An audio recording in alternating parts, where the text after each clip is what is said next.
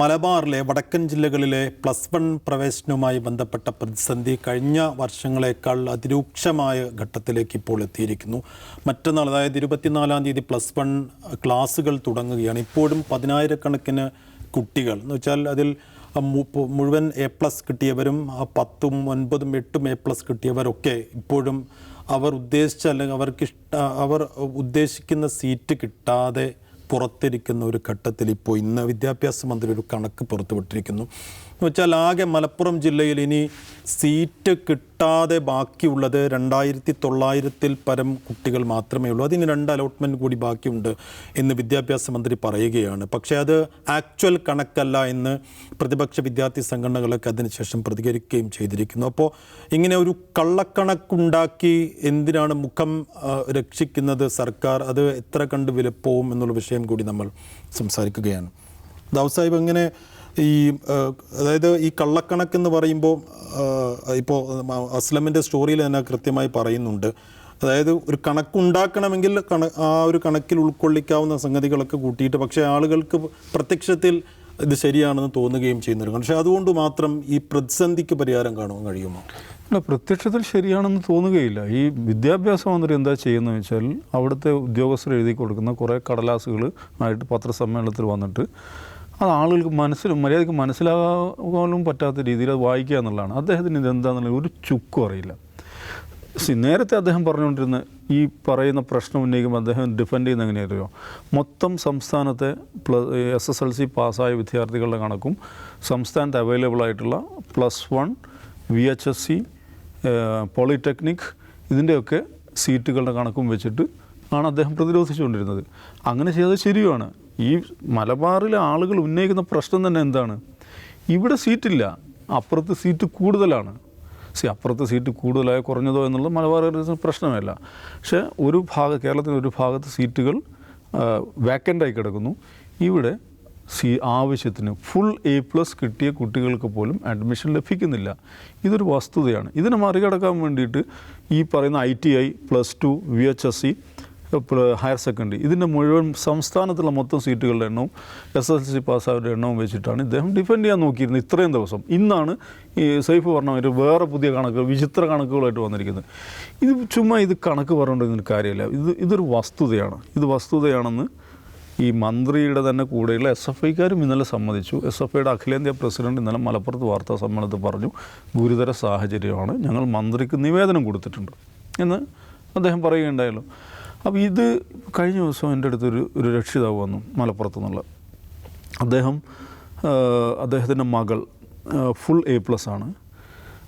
നമ്മൾ ഈ അഡ്മിഷന് കുറേ പലതരം ഇൻഡെക്സ് മാർക്കുകളൊക്കെ ഉണ്ടല്ലോ, ഈ ഇൻസെൻറ്റീവ്സ് ഇത് കൊടുക്കുന്നതിൽ, ഈ സ്കീം തയ്യാറാക്കുന്നതിൽ ഓൺലൈനിൽ. അപ്പോൾ അതിൽ ഇത് ഫുൾ A+ കിട്ടിയ കുട്ടിയാണ്. അപ്പോൾ അവരുടെ സ്വന്തം പഞ്ചായത്ത്, സ്വന്തം സ്കൂൾ എന്നൊക്കെ പറയുന്നത് ഈ അഡീഷണൽ മാർക്ക് കിട്ടുന്ന ഒരു സംഗതിയാണ്. അവർക്ക് എവിടെയും കിട്ടിയില്ല. ഇയാളെ കുട്ടിക്ക് എവിടെയും കിട്ടിയിട്ടില്ല. നോക്കൂ, 3ാം ഘട്ട ക്ലാസ് തുടങ്ങാൻ പോവുകയാണ്. 3ാം ഘട്ട അലോട്ട്മെൻറ്റും കഴിഞ്ഞു. അപ്പോൾ എന്ത് ചെയ്യണമെന്ന് ചോദിച്ചിട്ടാണ് എൻ്റെ അടുത്ത്. ഞാൻ പറഞ്ഞു, നിങ്ങളുടെ കാര്യം ചെയ്യും, നിങ്ങളെപ്പോലെ വേറെയും കുറേ ആളുകളുണ്ടല്ലോ സീറ്റ് കിട്ടാത്ത കുട്ടികളും രക്ഷിതാക്കളുണ്ടല്ലോ, നിങ്ങൾ മന്ത്രിയുടെ ഓഫീസിലോ അല്ലെങ്കിൽ മലപ്പുറത്തെ വിദ്യാഭ്യാസ വകുപ്പിൻ്റെ ഓഫീസിലോ പോയി അവിടെ പോയിരിക്കുന്നേ, പായം തലയണൊക്കെ ആയിട്ട് അങ്ങോട്ട് ചെല്ലൂ, സീറ്റ് കിട്ടാതെ ഞാൻ പോകത്തില്ല എന്ന് പറയൂ. ഇതല്ലാതെ ഇതിന് വഴിയില്ല. ഈ മന്ത്രിക്ക് ഇതൊന്നും മനസ്സിലാവുന്നില്ല. അദ്ദേഹത്തിന് ഉദ്യോഗസ്ഥന്മാർ എഴുതി കൊടുക്കണം എന്താണെന്ന് അദ്ദേഹത്തിന് അറിയില്ല. അദ്ദേഹം അത് നോക്കി വായിക്കണത് എന്താണെന്നും അദ്ദേഹത്തിന് അറിയില്ല. ഇതൊന്ന് ആലോചിച്ച് നോക്കി, ഈ രക്ഷിതാക്കൾ അനുഭവിക്കുന്ന വേദന എത്രത്തോളമാണ്. ഒരു വളരെ ഈ ഹയർ സെക്കൻഡറി എന്ന് പറയുന്നത് ഉന്നത വിദ്യാഭ്യാസ രംഗത്തേക്കുള്ള പ്രധാനപ്പെട്ടൊരു ചവിട്ടുപടിയാണ്. ആ ഘട്ടത്തിൽ ഇവരിങ്ങനെ സംഭ്രമിച്ച് നിൽക്കുകയാണ് ഇവിടെ ആയിരക്കണക്കിന് വിദ്യാർത്ഥികൾ. ഇതൊരു വസ്തുതയാണല്ലോ. നമ്മൾ ചുറ്റിൽ നമ്മൾ കാണുന്നുണ്ടല്ലോ, ഫുൾ A+ കിട്ടിയ നമ്മുടെ അയൽപ്പക്കത്തുള്ള, നമ്മുടെ കുടുംബത്തിലുള്ള, നമ്മുടെ ബന്ധുക്കളായിട്ടുള്ള, സുഹൃത്തുക്കളൊക്കെ ആയിട്ടുള്ള കുട്ടികൾ ഇപ്പോഴും പ്രവേശനം ലഭിക്കാതെ അന്തം വിട്ട് അങ്ങോട്ടും ഇങ്ങോട്ടും പായുന്ന കാഴ്ച നമ്മൾ കണ്ടുകൊണ്ടിരിക്കുന്നുണ്ട് ഇവിടെ. എന്നിട്ട് ഈ മന്ത്രി കുറേ കണക്കുകളുമായി വന്നിട്ട് പ്രസംഗിച്ചിട്ട് എന്താ കാര്യം?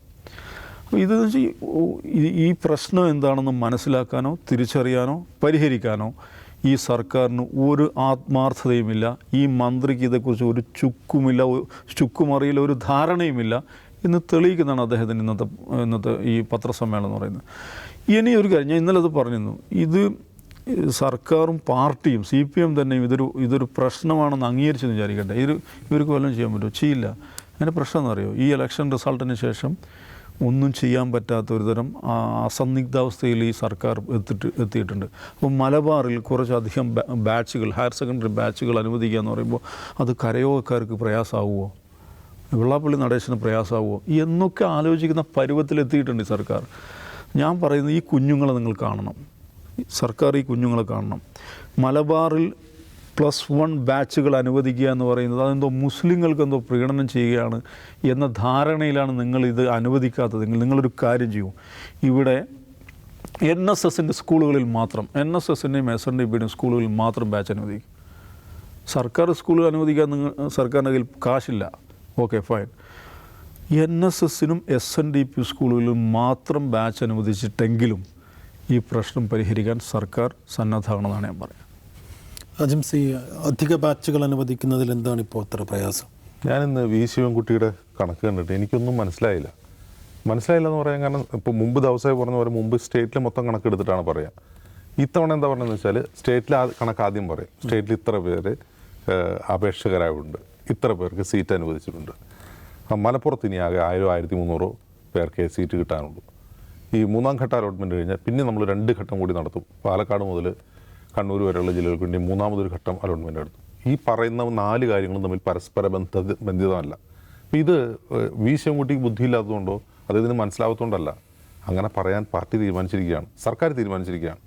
അതല്ലാതെ വേറെ ഒന്നും പറയാനില്ല. ഞങ്ങളൊന്നും ചെയ്യില്ല എന്ന് പറയാൻ പറ്റില്ല. അതായത് LDFൻ്റെ 2021 പ്രകടന പത്രികയിൽ എഴുതി വെച്ചിട്ടുള്ളൊരു കാര്യമാണ്, മലബാറിലെ വിദ്യാഭ്യാസ പ്രശ്നങ്ങൾ പഠിച്ച് അതിന് പരിഹാരം കാണും എന്ന് LDFൻ്റെ 2021 പ്രകടന പത്രികയിൽ ഉൾപ്പെടുത്തിയിട്ടുള്ള കാര്യമാണ്. 2021 മുതൽ 2024 വരെ ഈ സർക്കാർ എന്താണ് ചെയ്തത് എന്ന ചോദ്യത്തിന് സർക്കാരിന് മറുപടിയില്ല. അവർക്ക് പറയാൻ കഴിയുന്ന ഒരേ ഒരു കാര്യം, കൂടുതൽ സീറ്റുകൾ അനുവദിച്ചു. അതായത് 50 കുട്ടികൾ പഠിക്കേണ്ട സ്ഥലത്ത് 45 കുട്ടികൾ പഠിക്കേണ്ട സ്ഥലത്ത് 60ഉം 65ഉം 70ഉം കുട്ടികൾ പഠിപ്പിക്കാനുള്ള സൗകര്യം ഒരുക്കി എന്ന് മാത്രമേ പറയാനുള്ളൂ. അപ്പോൾ അവരുടെ മുമ്പിൽ എന്താണ്, ഈ പ്രശ്നം സമരം നടന്നുകൊണ്ടിരിക്കുകയാണ്. എല്ലാ SFIയും രംഗത്ത് വന്നുകൊണ്ടിരിക്കുകയാണ്. ഇപ്പോൾ നമ്മൾ ശിവൻകുട്ടി എന്ന് വരാനുള്ള കാരണം, SFI അഖിലേന്ത്യാ അധ്യക്ഷൻ മലപ്പുറത്ത് വാർത്താസമ്മേളനം നടത്തുകയാണ്. എന്നിട്ട് പറയുകയാണ്, ഇങ്ങനൊരു പ്രശ്നമുണ്ട്, അധിക ബാച്ചുകൾ അനുവദിക്കണം, സീറ്റുകൾ എന്നല്ല പറഞ്ഞത്, അധിക ബാച്ചുകൾ അനുവദിക്കണം എന്ന് CPMൻ്റെ വിദ്യാർത്ഥി സംഘടന SFIയുടെ അഖിലേന്ത്യാ അധ്യക്ഷൻ സർക്കാരിനോട് ആവശ്യപ്പെടുകയാണ്, നിവേദനം കൊടുക്കുകയാണ്. അപ്പോൾ ഇത് പ്രശ്നമുണ്ട് എന്ന് SFIക്ക് മനസ്സിലായിട്ടുണ്ട്, പാർട്ടിക്ക് മനസ്സിലായിട്ടില്ല, CPMന് മനസ്സിലായിട്ടുള്ളതാണ്. അപ്പോൾ ഇവിടുത്തെ പ്രശ്നം എന്ന് വെച്ചാൽ, ഇവിടെ പൊട്ടം കളിക്കുക എന്ന് നമ്മുടെ നാട്ടുഭാഷ പറഞ്ഞാൽ പൊട്ടം കളിക്കുകയാണ് വി ശിവൻകുട്ടിയത്. ശിവൻകുട്ടിക്ക് ബുദ്ധിയില്ലാത്തതുകൊണ്ടോ അദ്ദേഹത്തിന് മനസ്സിലാവാത്തതുകൊണ്ടല്ല ഇങ്ങനെ അവർക്ക് പറയാൻ പറ്റൂ. അതിൻ്റെ കാരണം, ഈ ഇലക്ഷൻ റിസൾട്ടിനെ പറ്റി ദിവസമേ പറഞ്ഞു. ഈ ഇലക്ഷൻ റിസൾട്ട് വരുന്നതിന് മുമ്പ് എങ്ങനെയായിരുന്നു? അതായത് ഈ കഴിഞ്ഞ വർഷം ഈ ഒരു പ്രശ്നം ഉണ്ടായിരുന്നില്ലല്ലോ. കഴിഞ്ഞ വർഷം വേണ്ടത് ഇപ്പോൾ മലപ്പുറത്ത് നിന്നാണെങ്കിലും മറ്റ് മലബാർ ജില്ലകളിൽ നിന്നാണെങ്കിലും മുസ്ലിം വോട്ടുകൾ, മുസ്ലിം എന്നുള്ള ഒരു ഇഷ്യൂ ആണല്ലോ പ്രശ്നം. മുസ്ലിം വോട്ടുകൾ കിട്ടാൻ വേണ്ടി ശ്രമിച്ചിരുന്നു. അപ്പോൾ ചെയ്തുകൂടായിരുന്നു? അങ്ങനെ +2 സീറ്റുകൾ അനുവദിച്ചാണ് ഈ മുസ്ലിങ്ങളെ കൂടി CPMന് വോട്ട് ചെയ്യുന്നതോ അവർ കരുതാൻ. ഇത് പ്രശ്നത്തല്ല, ഇത് അത്ര സങ്കീർണമായ ഉദ്യോഗസ്ഥ തലങ്ങളിൽ മുതൽ വേര് പിടിച്ചിട്ടുള്ള ഒരു വിവേചന പ്രശ്നമാണ് മലബാറിനുള്ളത്.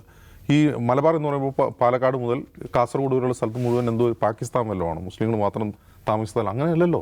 ഇവിടെയുള്ള എല്ലാ നാനാജാതി മതസ്ഥരായ മനുഷ്യന്മാരും ജീവിക്കുന്ന ഒരു സ്ഥലമാണിത്. അപ്പോൾ ഇവിടത്തേക്ക് ഇത് എന്തോ കൊടുത്തു കഴിഞ്ഞാൽ വെള്ളാപ്പള്ളി പണങ്ങും, സുകുമാരൻ നായർ പണങ്ങും എന്ന് പറഞ്ഞാൽ, ഇപ്പോൾ NSSനും SNDPക്കും എത്ര വിദ്യാസ്ഥാപനമുണ്ട് മലബാറിൽ? വളരെ കുറവാണ്. തെക്കൻ കേരളത്തിലാണ് കൂടുതൽ, ഇവിടെ വളരെ കുറവാണ്. അപ്പോൾ പാലക്കാട് എഞ്ചിനീയറിംഗ് കോളേജിനെ പറ്റിയൊന്നുമല്ല പറയുന്നത്, അത് ഹയർ സെക്കൻഡറി സ്കൂളുകൾ എടുത്തു കഴിഞ്ഞാൽ വളരെ കുറവാണ്. സർക്കാർ സ്കൂളും അതുപോലെ എയ്ഡഡ് സ്കൂളുകളാണ് കൂടുതൽ. ഇവിടെ ചെയ്യേണ്ട ഒരു കാര്യം എന്ന് പറഞ്ഞാൽ, ഈ ഒരു പ്രശ്നമുണ്ട് എന്ന് അഡ്മിറ്റ് ചെയ്യിപ്പിക്കേണ്ട വിധം മലബാറിൽ നിന്നൊരു പ്രൊട്ടസ്റ്റ് ഉണ്ടാവണമെന്നാണ് ഞാൻ പറയുക. അതായത് മലബാർ എന്ന് പറയുമ്പോൾ വിദ്യാർത്ഥി സംഘങ്ങൾ പ്രൊട്ടസ്റ്റ് ചെയ്യണം. ഇത്രയും വലിയൊരു വിവേചനം, ഇതൊരു 20 വർഷം നീളുന്ന വിവേചനമാണ് പ്രത്യക്ഷത്തിൽ തന്നെ. 20-25 വർഷമായി. 25 വർഷം നീണ്ടു നിൽക്കുന്ന ഈ വിവേചനത്തിനെതിരെ മലബാറുകാർ എത്രമാത്രം സമരം ചെയ്തിട്ടുണ്ട്, എത്രമാത്രം സമ്മർദ്ദം ചെലുത്തിയിട്ടുണ്ടെന്ന് ചോദിച്ചാൽ വേണ്ട വിധത്തിൽ ചെയ്തില്ല എന്ന് ഞാൻ പറയും. എനിക്ക് വ്യക്തിപരമായി തന്നെ മലബാറിലെ രാഷ്ട്രീയ പ്രസ്ഥാനങ്ങളോടും സാമൂഹിക സംഘടനകളോടുള്ളൊരു എനിക്ക് തോന്നിയിട്ടുള്ളൊരു വിയോജിപ്പ് അതാണ്. ഈ വിവേചനത്തിനെതിരെ ശബ്ദമുയർത്താൻ അവർക്ക് തന്നെ എന്തോ ഒരു പ്രശ്നമാണ്. ഞങ്ങളത് പറഞ്ഞ അവന്മാർക്ക് എന്ത് തോന്നും, അല്ലെങ്കിൽ സർക്കാരിന് എന്ത് തോന്നും, അല്ലെങ്കിൽ ഞങ്ങളുടെ പാർട്ടിയിലെ തന്നെ സാഹിബുമാർക്കും സഖാക്കന്മാർക്കും എന്ത് തോന്നും എന്ന് ചിന്തിക്കുന്നവരാണ് മലബാറിലുള്ള ആളുകൾ. അത് സ്വന്തം അവകാശങ്ങൾ ഉറക്കെ ചോദിക്കാൻ, അതിനുവേണ്ടി സമരം ചെയ്യാൻ മടിച്ച എല്ലാ ജനതയ്ക്കും അനുഭവിക്കേണ്ടുന്നൊരു പ്രശ്നമാണിത്. ഇപ്പോൾ ഈ MSF ഇപ്പോൾ സമരം വരുന്നുണ്ട്. 2 വർഷം മുമ്പ് MSFൻ്റെ നിലപാട് എന്തായിരുന്നു ആലോചിച്ച് നോക്കുക. അപ്പോൾ ഈ സമരം ചെയ്യുന്നതിൽ ഞങ്ങൾക്ക് റോഡില്ല, ഞങ്ങൾക്ക് സ്കൂളില്ല, വിദ്യാഭ്യാസ സ്ഥാപനങ്ങളില്ല, ഞങ്ങൾ വിവേചനം നേരിടുന്നത് പറഞ്ഞുകൊണ്ടിരിക്കുകയല്ല. സമരം ചെയ്യാതെ ഒരവകാശവും ഒരു ലോകത്ത് ഒരാളും ഒരു ഭരണാധികാരിയും ആർക്കും കൊടുത്തിട്ടില്ല. അത് മനസ്സിലാക്കണം മലബാറിലെ ജനങ്ങൾ, മലബാറിലെ വോട്ടർമാർ. സമരം ചെയ്തേ അവകാശം കിട്ടും. തീർച്ചയായും പച്ചയായ വിവേചനം യാഥാർത്ഥ്യമാണ്. അതിനപ്പുറം പ്രതിപക്ഷ വിദ്യാർത്ഥി സംഘടനകളുടെ പ്രക്ഷോഭവും രൂക്ഷമാണ്. അപ്പോഴും പുതിയ രാഷ്ട്രീയ കാലാവസ്ഥയിൽ എന്ത് തീരുമാനം ഇക്കാര്യത്തിൽ വിദ്യാഭ്യാസവും സർക്കാരും എടുക്കുമെന്നുള്ളത് കാത്തിരുന്ന് കാണേണ്ടതാണ്.